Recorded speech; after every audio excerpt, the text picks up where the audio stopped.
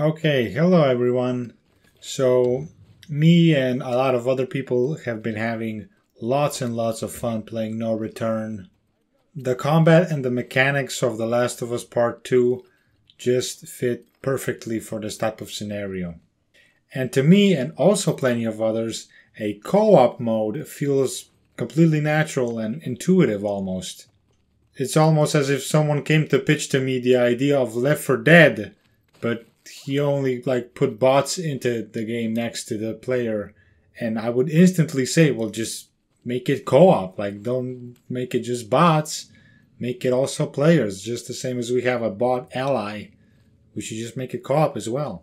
So this video is just kind of me going over my ideas, and if they're ever gonna add it, what I expect to be in the game. And this is an open discussion, so let me know what you think about the co-op mode, what kind of ideas you have for it, and compare against my ideas. You like my ideas, you don't like my ideas, would you fix them somehow? So yeah, let's just go forward. So I think 2-player is the max. I mean, we already see that it's been sort of designed that way. We can get an ally sometimes, only one.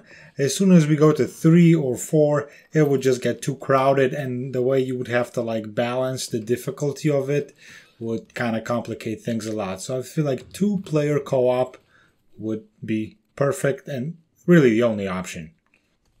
I was also thinking of putting in proximity chat, and then enemies could hear you if you actually call out a position. Just like you can hear your enemies be like, oh, move up, oh, flank him around him. But I don't know, I thought that might have been a bit too much, so I think that we should just have, voice chat and have it not be integrated into the actual gameplay element, in no way.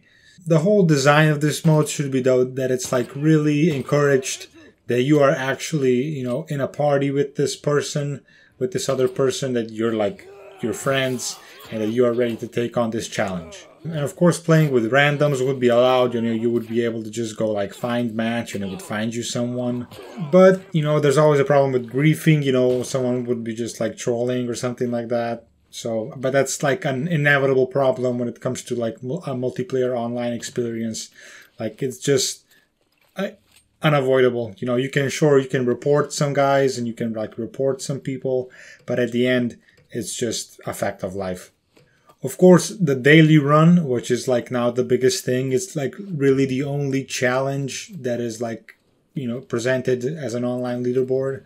So that would have a separate co-op option. So you would now have a solo daily run and a co-op daily run.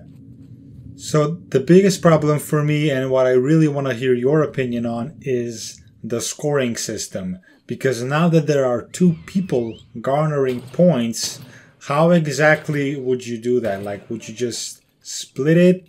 Or would it be who gets the most kills, who gets the most and then that would come to a sort of kill stealing, or you make the other player's situation worse, you throw a brick at their position, which alerts the zombies or something. So I feel like the scoring should still be sort of the same, but I think that time left, or time spent, would be the most essential point gainer, because this would encourage the duo to strategize the fastest attack possible, how to take out enemies the fastest. Obviously during hunted that couldn't apply, but maybe health left for hunted, and this would sort of encourage that if someone gets grabbed, the other player isn't oh, well, now the other player is being grabbed, so I might as well get as many kills as possible.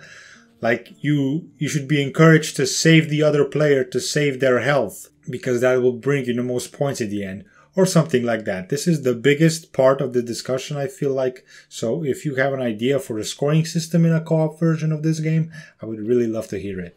So when it comes to actually dying, or getting a penalty for dying, this can get kind of complicated now, because right now if your ally dies, your run fails.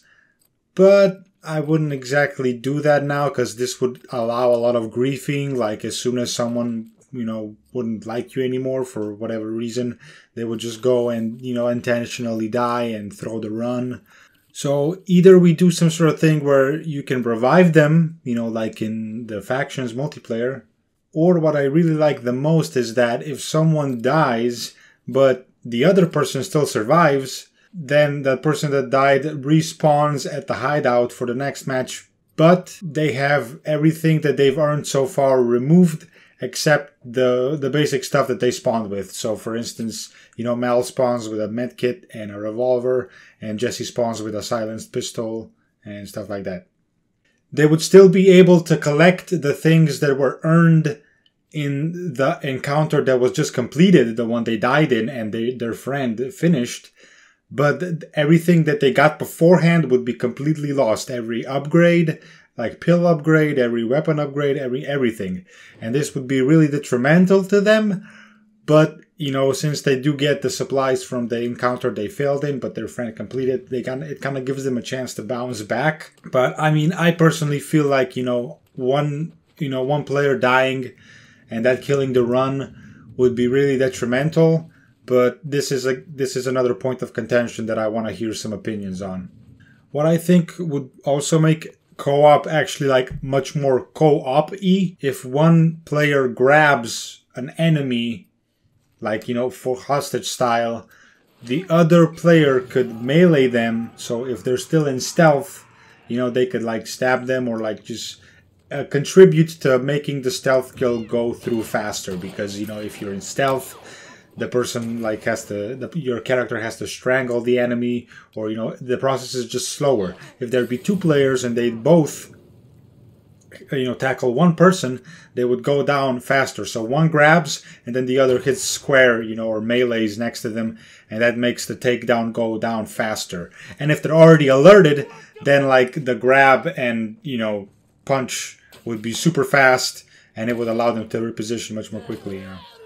And this would, create a sort of what are we going to do scenario. Like, are we going to be together, or are we going to be taking them out one by one and making that go through faster? Or are we going to split up, each go our own way, and we're going to stealth kill them slowly, each on our own time? It kind of gives you an option to decide, are we going to tag team stealth or like separate cover the area stealth? What I also thought would be really funny is that each player could have different mods attributed to them. So I just thought it would be really funny if only one player had invisible enemies, and the guy would be like, "Oh, it's behind you! Like, where the fuck are they? What are you talking about?"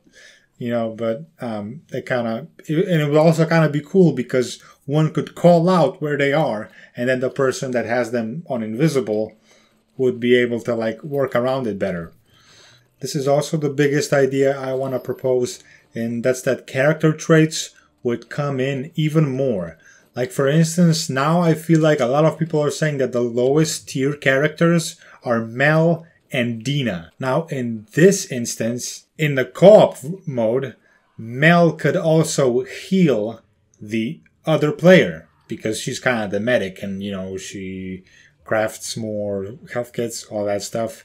So if she would be able to also heal the other player, it would really make her more useful in the co-op mode. And also Dina is kind of a crafter, maybe she'd be able to give items to the other person because it's easier for her to craft things.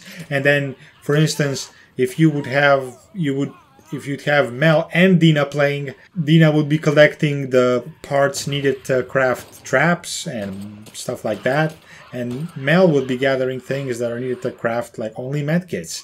Of course, sometimes that like interjects, but you get what I mean. And then maybe also like Abby is a melee-oriented character. Maybe she could give another person a melee weapon because she doesn't need it, right? Because she heals on melee, stuff like that. Manny maybe could give ammo because he can craft ammo. But the most important thing for me is that Mel can heal others and Dina can give others items. But for Abby and Manny, I'm not sure. And also, this is also the biggest problem, but for things that kind of make sense, characters would have to be delegated into the alley slash Abby side, in my honest opinion, and bring us more voice lines, but also the option to turn those off, because I'm thinking some people maybe don't like them. I don't even know if there already is an option to turn it off, but I personally love the dialogue, the voice lines, the partners interacting between the matches. So in a co-op sense, that would be even cooler, you know, because then the other character is actually a player, and you know, it would be kind of funny for the both of the players to laugh along with some better lines.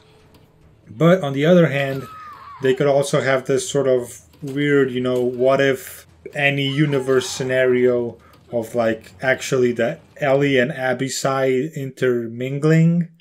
And, you know, maybe like if Ellie and Abby actually play together, then, you know, you see that they would actually kind of get along or something like that.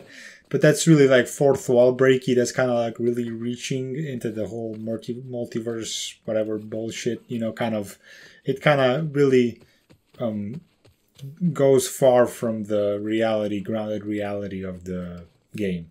But I mean, in the Uncharted 4 co-op thing, like you could play as the person that's actually talking to you on the radio, and it was kind of funny how like if you played as Sully, and then Sully was also the person giving the instructions on the radio, Sully would actually say like, "Ooh, who's the handsome guy talking?" and shit like that. So, you know, obviously that's not the same thing that could happen here, but you know, if you could see like, for instance, or you could play like as Tommy and Manny, that would be super weird because like Tommy kills Manny in the story, right?